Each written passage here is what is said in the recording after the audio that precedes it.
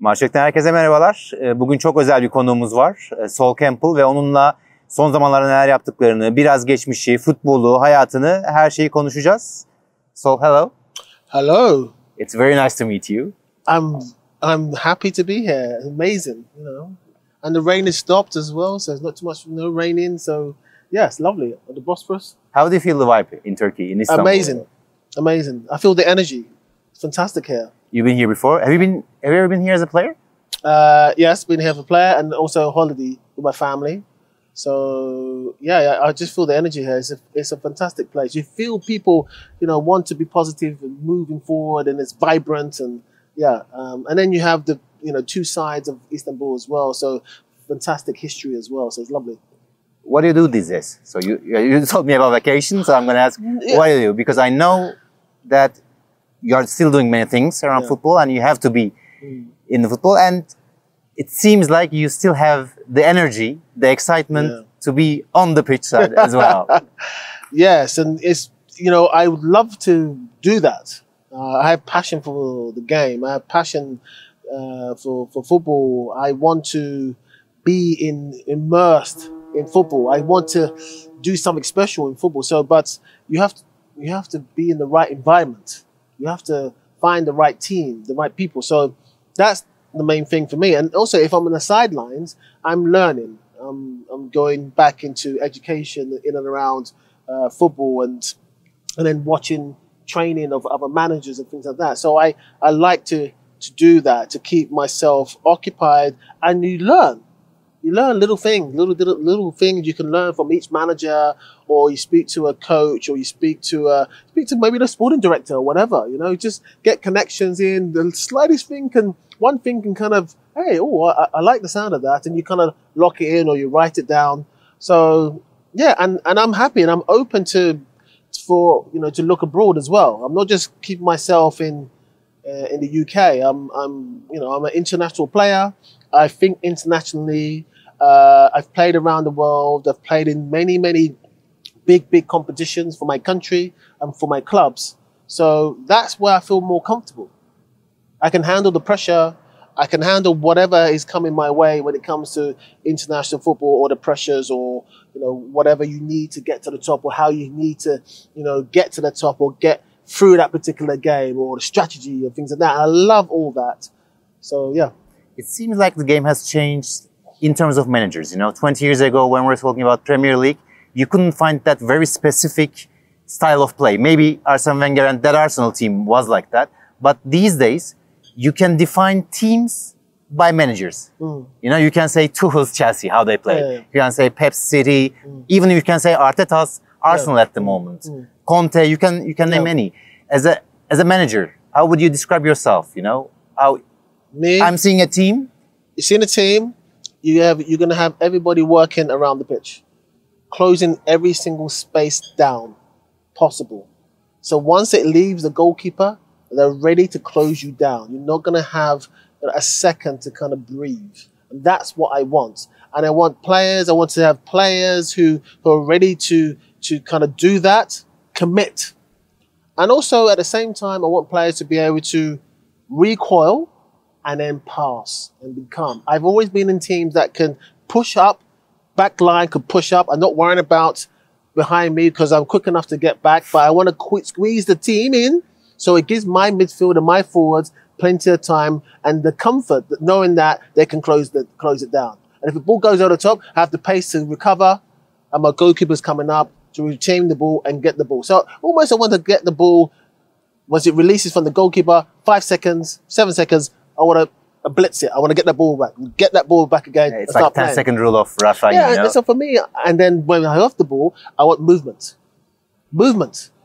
I've been in a team, I had Ashley Cole going up and down, or Laurent going up and down, me going up and coming back and being covered by Gilberto in the midfield. So for me, I want a flexible team, but also the team that understands and thinks for itself as well. Because sometimes you need that, and I want to give that.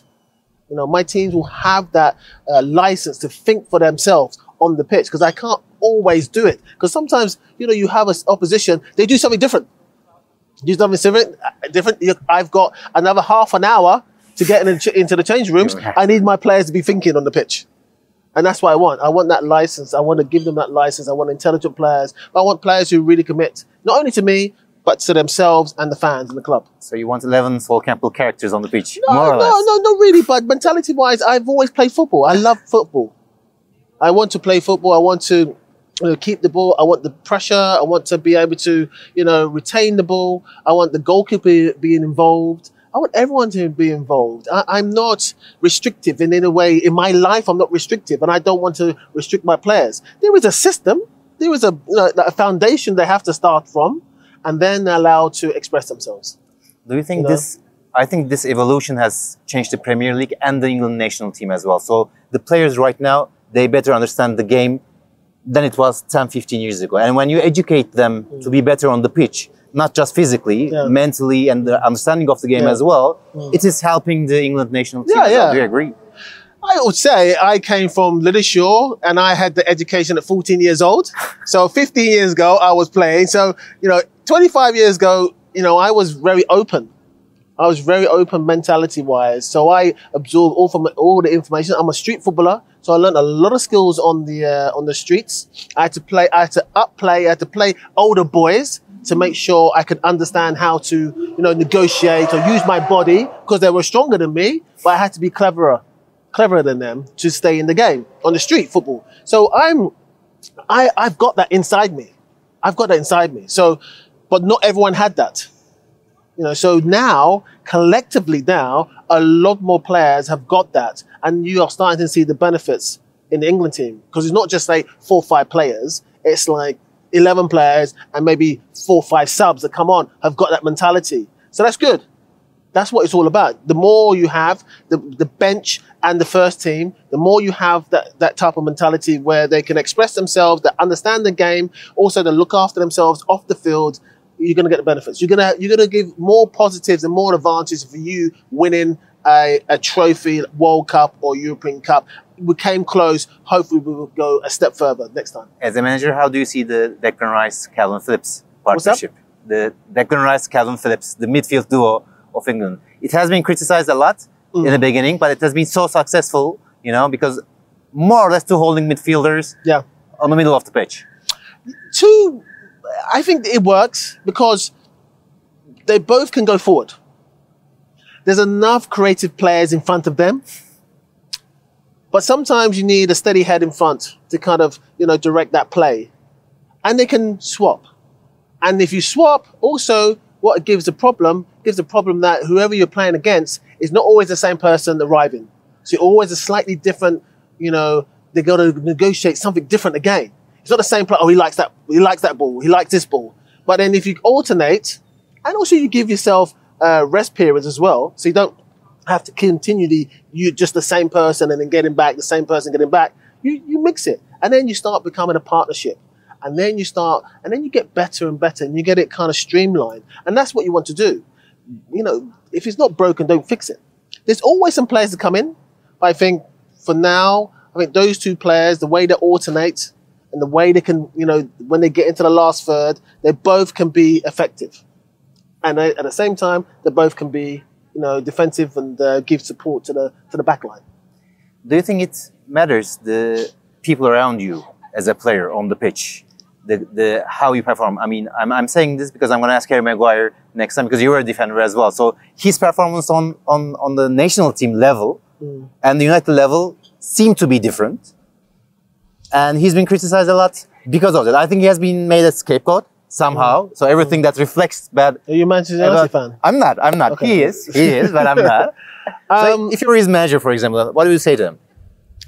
I think when you look at the whole Harry Maguire scenario, what has happened is like at England, they had 3 centre halves, and sometimes they get to 2 or things like that. It's a mixture.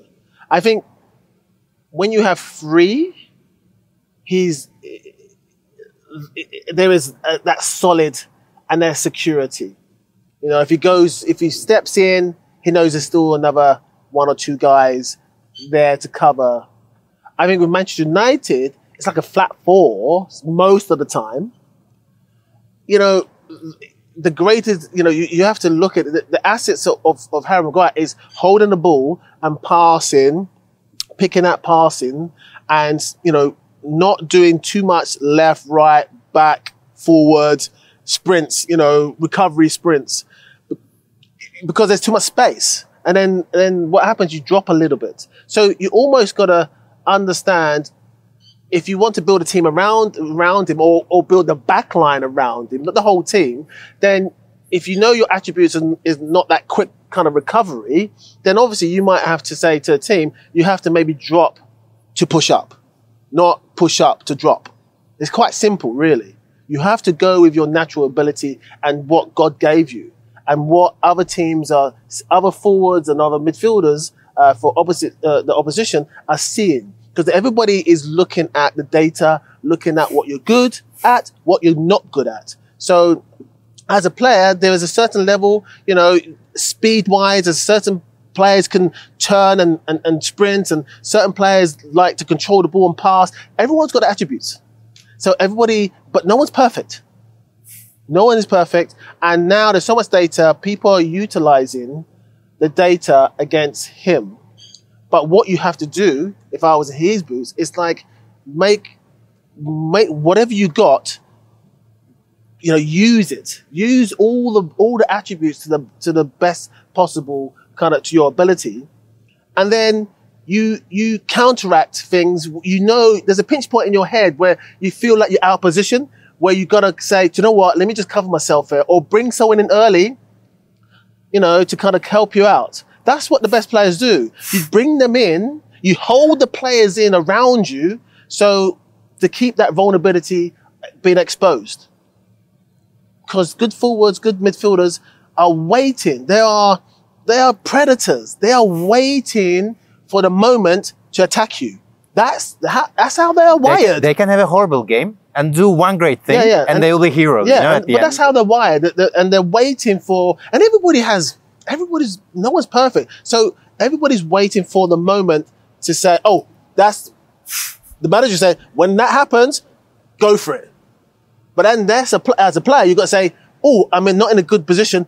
Get in left back, get in right back, get in centre half quickly before that situation happens. So, and if you can minimize that, then you won't be exposed as much.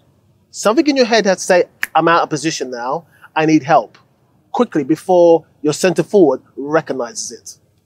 Do you think it's harder for defenders now because a lot of, additional stuff is expected from them? For example, right now, a ball-playing defender is most sought after. Every defense is looking for a right-sided center back and a left side. So they are actually acquiring people who can play on the left, so they can be quicker when they go into the attack. Do you think it's making things harder for defenders? I think as long as the training if you're a good footballer, you're excellent footballer, amazing footballer. I think the main thing is getting your base right. And it's all about the training. So you have to be trained up properly. So then you have the flexibility. It's harder if they've not been trained properly and then they get into that kind of team, then it could be hard. Because you need that base as a teenager. So as long as the training is correct and you can be flexible, that's what it's all about. But if you're stiff and you manage to get into the first team and then all of a sudden the manager says, oh, I want you to do this and that, then it can be a problem. But if you're a good footballer, you're always going to be a good footballer and you can adapt. The best footballers can adapt. Do you use social media a lot? I see your profile. Sometimes, but I run it. I haven't got someone else who runs it. If I had someone else run it, I'd probably have 2 million followers. But I just run it myself. So I just be kind of, just normal with it. And I'm not kind of too precious. If there was a serious use of social media on your days, do you think something will be different or not? I probably have 50 million people following me back in the days if I was playing football. If I was 25 again, I think it'd be totally different. But I just love football. I don't want to kind of look at social media things. I just want to play football. And now I just want to manage a team, and that's it. And bring my ideas. And I want to win. I want to win the league. I want to win the Champions League. I want to win the World Cup. I want to win things. I have belief, whether it happens, but you have to believe. I think this is a speech you gave when your first press conference in Arsenal was. Yeah. You know, in that signature. I told the social media story because I watched a small documentary about it in Arsenal. Yeah. And it says nobody knew that you were going to be announced. Everybody thought it was Richard Wright. These days, social media wasn't around then. yes, these days, the journalists announce the transfers before any club. Yeah. It's the other way around now. So, yeah. How was it, the signature day? Well, I think for me, it was a long time ago, but, you know, it's probably, you know, when you look at it, the move was a huge move back in the days. But also, you have to remember how successful it was. I think people forget how successful the move was. In every, you know, it could have been even more successful than, you know, if we'd have won the Champions League. It was 10 minutes away from that. But other than that, people have to realize it was one of the most successful moves. You know, under pressure, performing, first year won the double. I mean, you know, it's and then within that you've unbeaten record, Invincibles. I mean, broke a record that has stood for over 100 years. I mean, that is just like unbelievable. I think, you know, still standing now. So I think for me, the move and the success is just, you know, you can't measure it. It's incredible. If you had one chance to play or be the assistant manager or anyone, name a manager that you would love to work with. It can be previous ones. It can be. Do you know what? I'd love to work with Ancelotti. I think he's. Yeah. I think, you know, I think working under him, he could give you so much knowledge. I'd be just absorbing everything he's saying, just watching everything he does. Someone like him is, you know, and I think he's incredible. I've met him a couple of times. He's an incredible kind of, you know, giving information out and very hospitable. So someone like him, I could definitely, work under and just learn everything from him. I remember which game was the Champions League semi-final last year. I think it was like going into the overtime, and he's talking with Kroos and Modric. What to do next? You know, you don't see that in many managers that you see around at this moment. But I think it's that kind of personality that defines Ancelotti. Yeah, he's very calm. And also when you think about that move when he went to Real Madrid, he was at Everton, and he said, "You know what? I can't let it. I'm going. I can't let this one go." And look what he's done. I think nobody expected this much. It's his second time there, so you know, he's an incredible man. Yeah. And do you think you will be as a coach to an invincible team? To have an invincible team? Yes. Oh no, that's why not?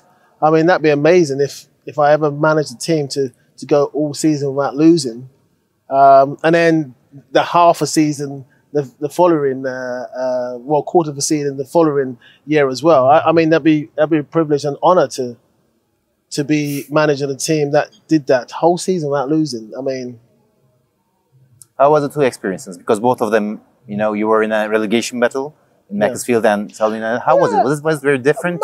Macclesfield I did it all myself. I didn't have much help. I think a couple of people. I did ring up Manchester United. I had a few friends there. Nicky Butt at the time was working in that kind of area, so I spoke to him and said, "I need a goalkeeper coach. Could you help me out?" And they sent me one of the youth team's goalkeeper coaches, so it was quite nice. Man United has been very, very good to me when I was up there. I have to say they've helped me out big time. They're lovely. I know a lot of their players, ex-players there, but they're very helpful for me, and that helped me out.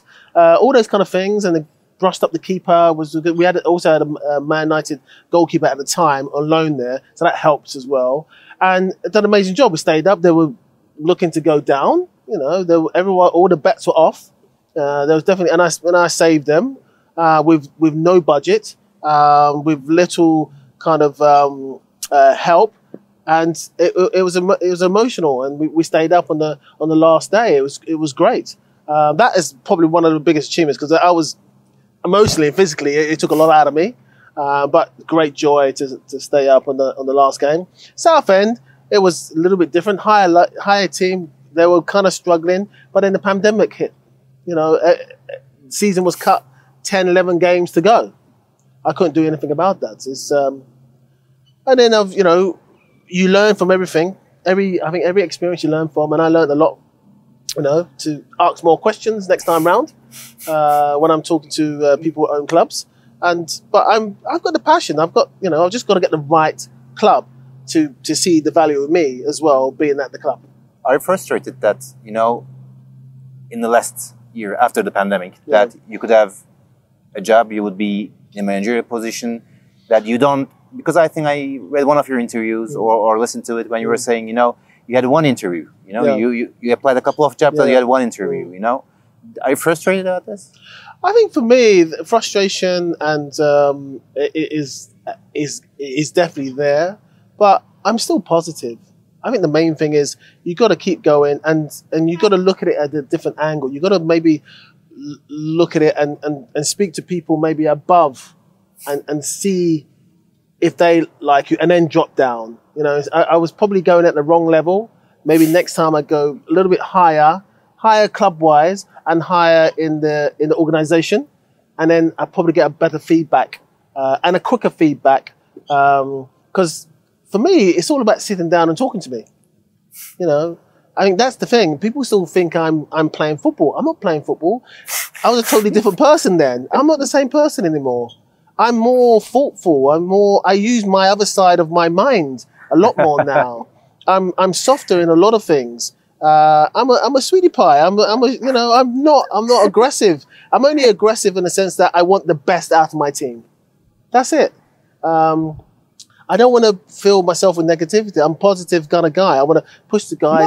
I want to help the guys to be even better players. I'm not the same person. I've got the passion. I've got the drive, but I'm not fighting and sliding and like dying and like you shall not pass centre forwards. You know, I'm not that. I use my mind. My computer is my mind and my experiences, and I have a reservoir of actions in my head that I can quite easily pass on to all positions in football. I must have been with so many scenarios in football. I can handle all situations, and I want to pass that on to make the better players understand football better, and even experienced players understand football better. And that's key, but also allow people to have the freedom, because you have to have freedom because you don't want to be claustrophobic as a player.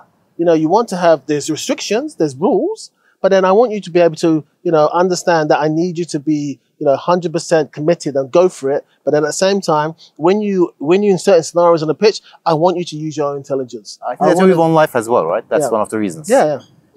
But you banned ketchup. You banned ketchup. Yeah.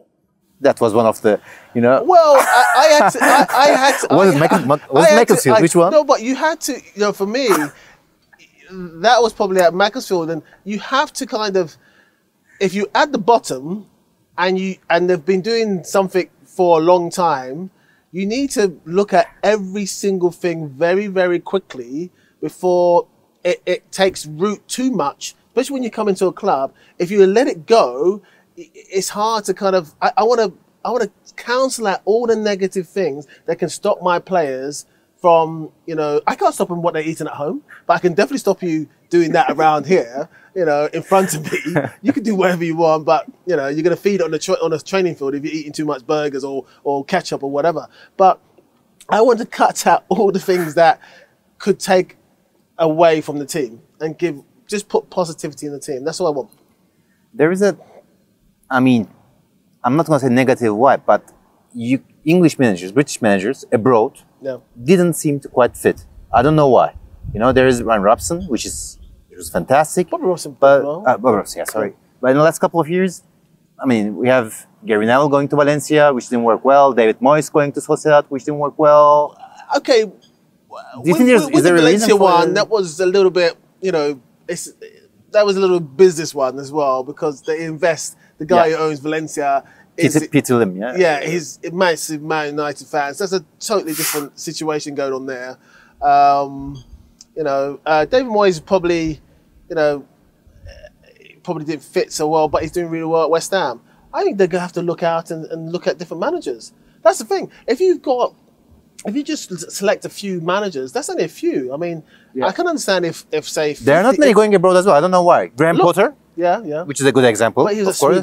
Sweden. Sweden, more relaxed, more calm, allowed to grow, undercover, make mistakes, and then pop, and then he's good. He's allowed to make mistakes over the years, so and do really well, and that's his growth and his kind of nourishment and how he's kind of blossomed as well. He could have easily be stumped out, if he was in the UK. He was allowed to grow at his own pace, and he's a very good manager. But yeah, I think you've got to, it's not like 50, 60 managers are going abroad, but also they have to start choosing different managers. Everyone has their own future and destiny, and I think it's all about seeing how that manager fits in the city, at the club, with the fans. If you get all right, and you actually talk, because a lot of people just see from the outside and, I don't like him, but talk to me, and then you can find out. Like most managers, talk to them, and then decide. Do you think any manager would last like Arsene Wenger these days? Do you think it's possible? No. Why? I think I think players just get bored and the fans get bored and want something different. I don't know. And then the slightest thing goes wrong. I don't think 20 years and I think 25 years with Ferguson or whatever. But I think those days are gone. Okay. Did you ever cross roads with any Turkish club, player-wise or manager-wise? There was a talk before I went to Portsmouth, the Fenerbahçe'ye. Yeah. Really? Yeah. Why didn't it happen? I was 30. What's that?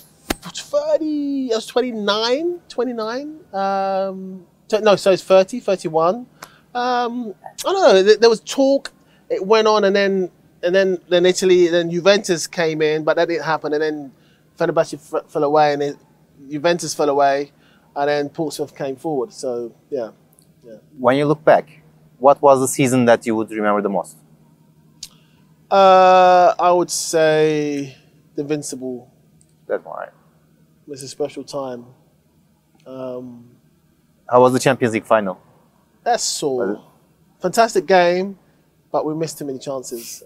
We just needed one of them to go in. 2-0 would have been, and we had the chances as well. I was in Barcelona that day. I was watching in a game in Barcelona, and nobody expected at that point, that they were going to win. But it was accepted. Okay, that's about it. So thank you very much. Thank you. Yep. Thanks a lot. It was a great interview. Yep.